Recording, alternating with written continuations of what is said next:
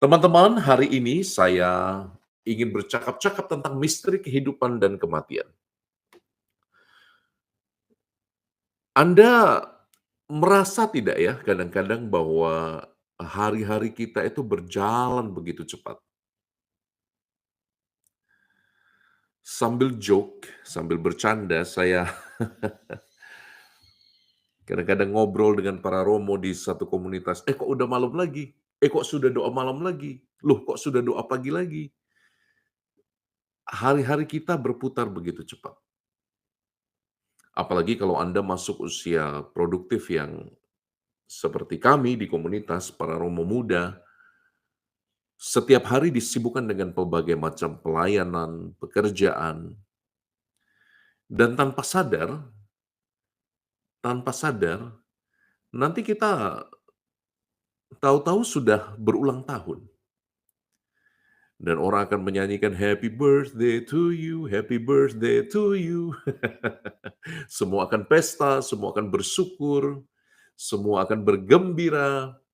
Karena ulang tahun itu mungkin Anda akan pergi makan-makan, tapi sejatinya apakah Anda sadar setiap kali kita melihat lilin usia kita itu bertambah, sebetulnya kan kesempatan hidup kita semakin berkurang di dunia.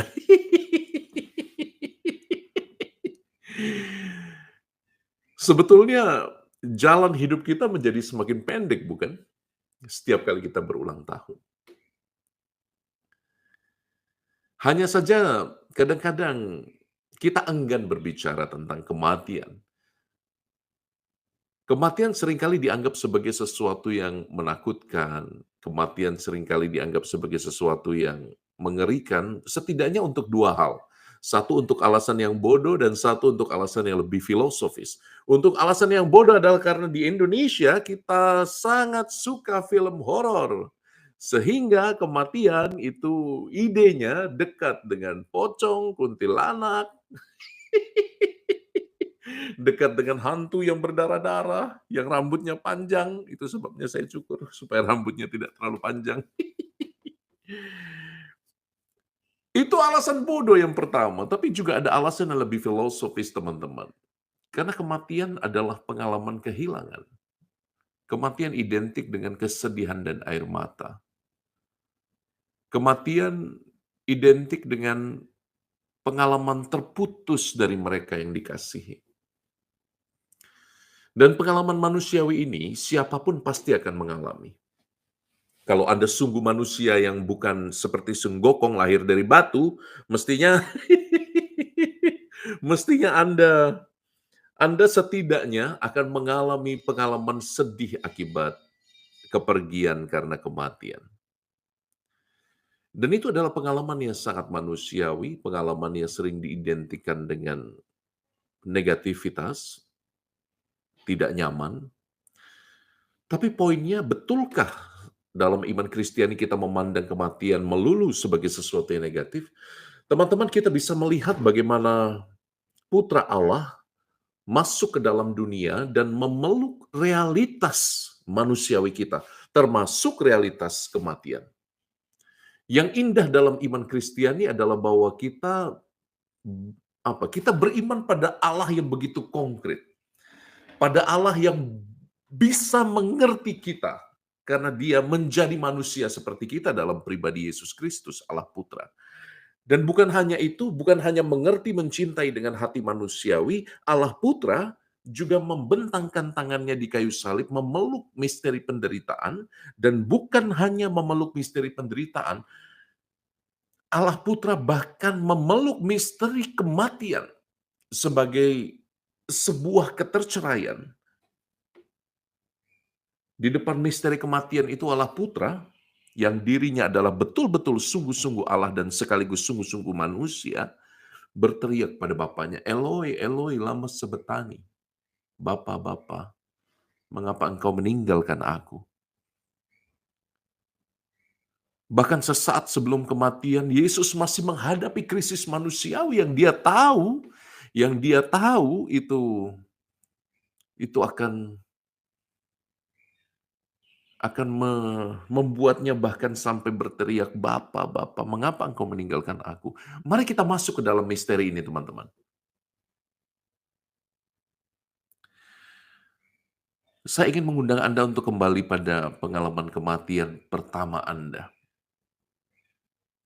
Mungkin Anda masih ingat sanak kerabat yang meninggal mendahului Anda dan mungkin Anda masih ingat bagaimana air mata hangat itu mengalir di pipi Anda.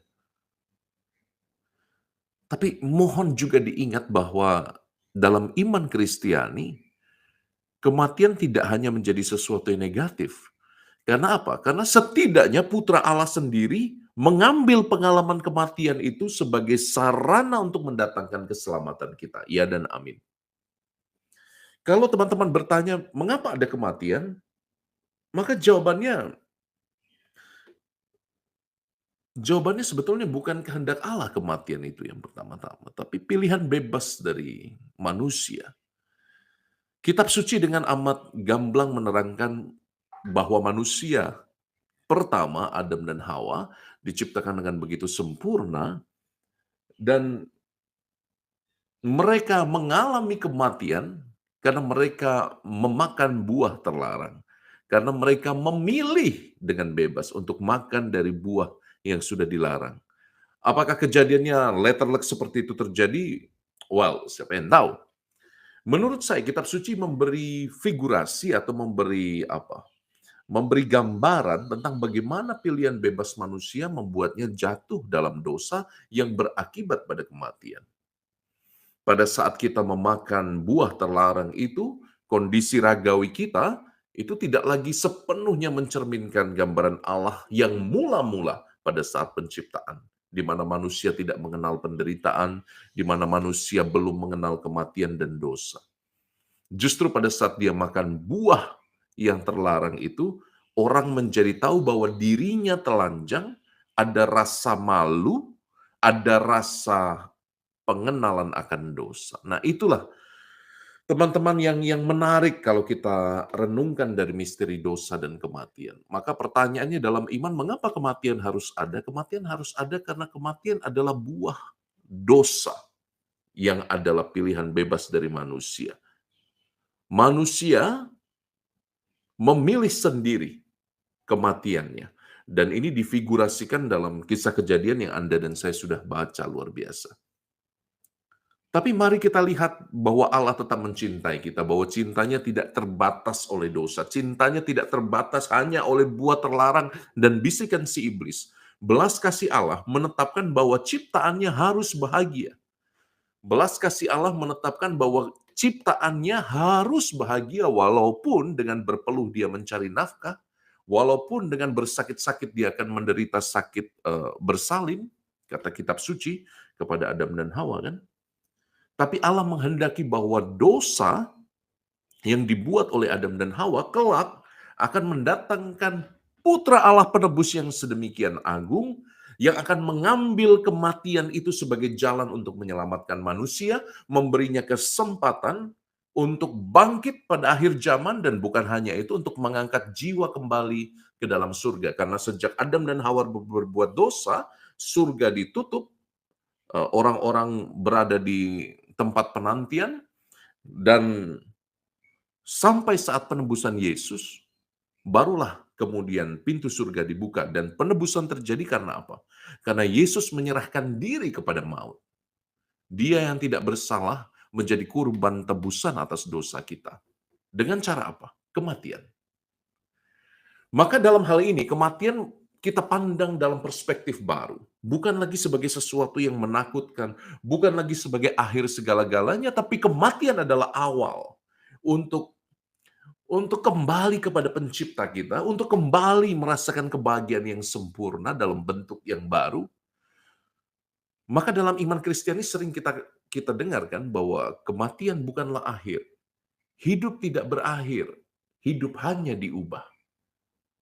Sama seperti Kristus yang mati kemudian bangkit, maka kita juga boleh mengimani dan berharap bahwa karena Kristus telah menjadi manusia sama seperti kita, dan raganya juga dibangkitkan dengan mulia, kita juga boleh berharap bahwa bersama Kristus kita akan kembali bangkit dalam raga yang baru di akhir zaman dan dalam jiwa yang bersatu kembali dengan Bapa yang Maha Rahim.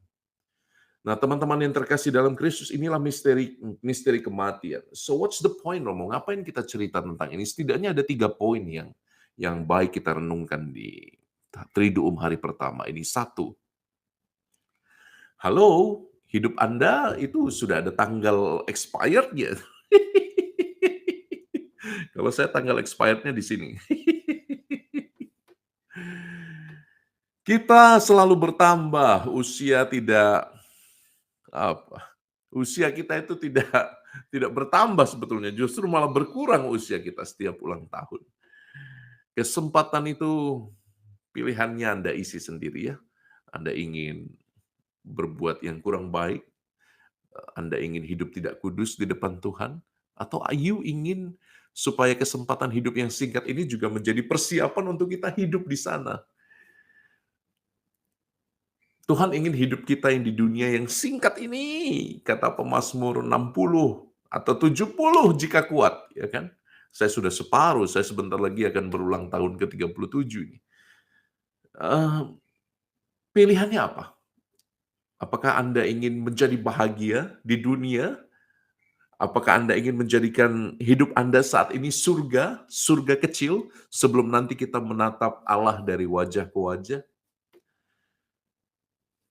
Itu pertanyaan refleksi pertama. Yang kedua,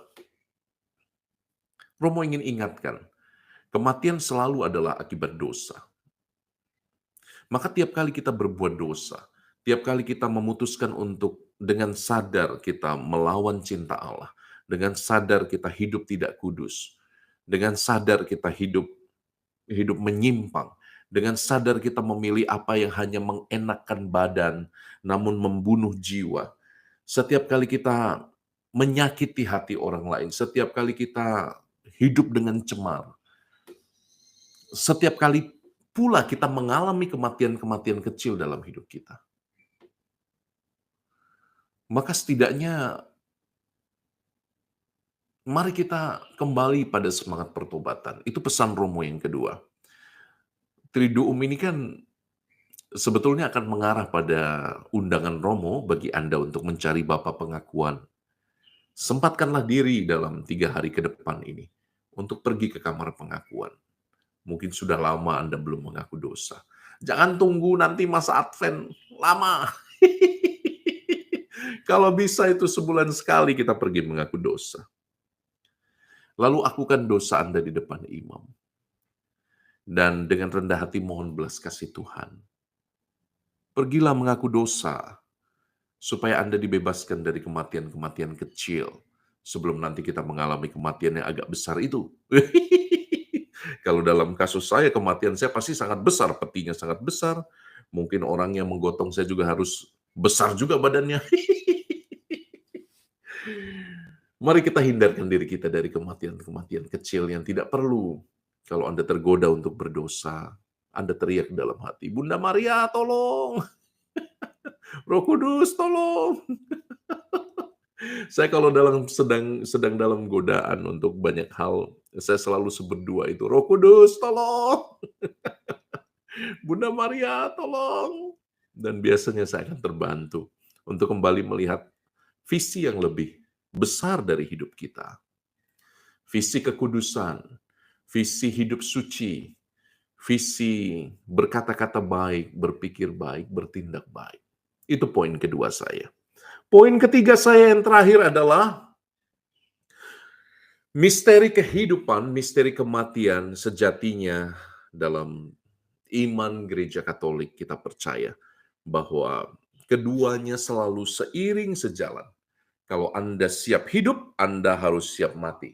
Tapi kalau Anda siap mati, mari kita rayakan kehidupan sebagai orang beriman Kristiani yang mantap, yang yakin bahwa dalam darah Yesus Kristus ada keselamatan, ya dan amin. Masalahnya, nah ini renungan ketiga saya nih, masalahnya hidup kadang tidak baik-baik saja. Masalahnya Hidup kadang ada penyakit, ada kesulitan finansial, ada pasangan yang suka KDRT, ada pasangan yang suka ngorok minimal dalam tidurnya. Juga ada anak-anak yang mungkin tidak menyenangkan hati, mungkin ada banyak sekali tantangan dalam hidup kita. Maka ketika Anda mengalami banyak tantangan dalam hidup, banyak kesulitan-kesulitan yang tidak pasti dan terlalu berat untuk Anda panggul, mungkin Anda katakan dalam hati Anda, "Oke Tuhan, aku siap mati di dalam Engkau dan berbahagia, tapi aku juga siap untuk merayakan kehidupanku dengan positif." Mengapa saya katakan ini? Begitu banyak orang sekarang hidup di zaman emosional. Dan bukan hanya emosi yang positif ada, tapi juga emosi yang negatif. Kadang-kadang orang menikmati kesedihan, kesusahan itu terlalu lama. Sehingga ya ada ya tipe-tipe orang yang menikmati kesedihan, kesusahan, bahkan sampai pada titik dia lupa untuk berusaha bangkit. Maka saya katakan pada Anda hari ini, bagi Anda yang mengalami kepedihan, duka cita, pergumulan, sakit penyakit yang sulit disembuhkan, dengar baik-baik. Tuhan siap merayakan kehidupanmu saat ini.